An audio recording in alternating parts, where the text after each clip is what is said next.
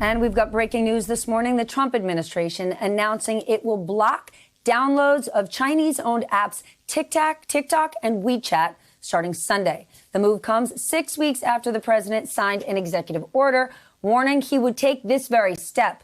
And it comes as millions wait to see if the Trump administration will approve a deal between TikTok and U.S. tech giant Oracle to become business partners. NBC News social media reporter Dylan Byers joins us now. Dylan, what exactly is going on here? Because I saw you early this morning sending a note. This is so much more than about a couple of companies and an app. That's right, it is. And I want to just start out with one important distinction, which is that WeChat, which is an incredibly popular app, especially for the Chinese American diaspora, that is going to effectively be shuttered on Sunday.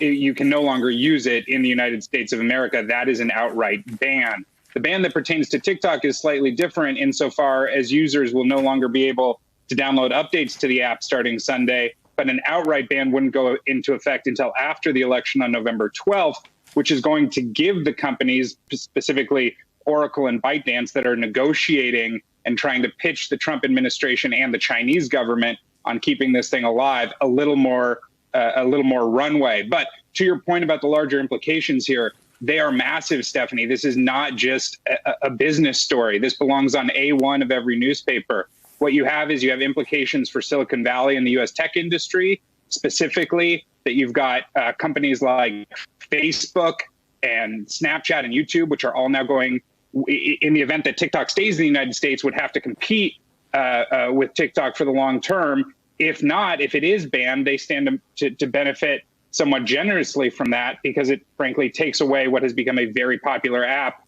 in very little time. There are implications for Washington. The extent to which the Trump administration has exerted its influence over this deal is almost unprecedented, at least when it comes to a consumer-facing technology app like this. And then I would say most importantly, there are implications for the broader U.S.-China geopolitical struggle that really is one of the great stories of our time. And that is that, you basically got two technological superpowers vying for technological supremacy, vying for economic supremacy in the 21st century. And here they are using an extremely popular app used, by more than 100 million people in this country, effectively as a pawn in terms of TikTok, and then using an app like WeChat that so many people depend on, not just to communicate, but to transfer payments overseas and things like that. But I still don't get it. Why would the president be doing this, making this threat? Who is in his corner right now saying, yeah, this is good for America? Yeah, well, look, there are legitimate national security concerns to this deal. That is true, which insofar as if you have these Chinese-owned apps that are being used by American users, there are officials in Washington, national security officials, who do have legitimate concerns about whether or not the Chinese government could use these apps to access and manipulate user data. But Dylan, the deal that Oracle is proposing doesn't solve for any of that. The deal that Microsoft wanted to do, they would be buying the U.S. operations. Oracle would be going into a business partnership. That's a win for China. And the president liked that deal. He did like that deal. But again, it's when you bring up the president, you're really bringing up the important X factor here. And there is something that we should acknowledge, a little crazy about the fact that one person, the president of the United States, has the power to make a decision like this. Did he like it?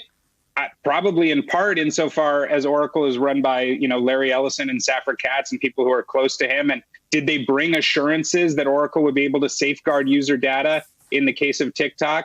Yeah, they're bringing those. And that's why the deadline has been extended to November 12th. Does the president like it insofar as it is not what he called for in the first place, which was an outright sale of TikTok's U.S. assets to an American company? Maybe not. Should he have gone with Microsoft and a deal that reflected his initial demands? Perhaps. Again, I think this is where the distinction between the WeChat ban and the TikTok ban is really important. WeChat is gone on Sunday, period. And that is a landmark moment in U.S.-China relations. TikTok might not be gone if they can come to a deal before November 12th. And we should note there, Stephanie, it is somewhat significant that Trump decided to move that deadline until after the election.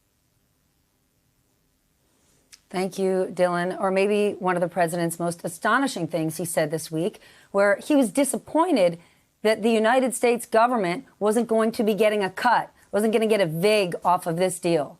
Like, that's just bananas. Hey there, I'm Chris Hayes from MSNBC. Thanks for watching MSNBC on YouTube. If you want to keep up to date with the videos we're putting out, you can click subscribe just below me or click over on this list to see lots of other great videos.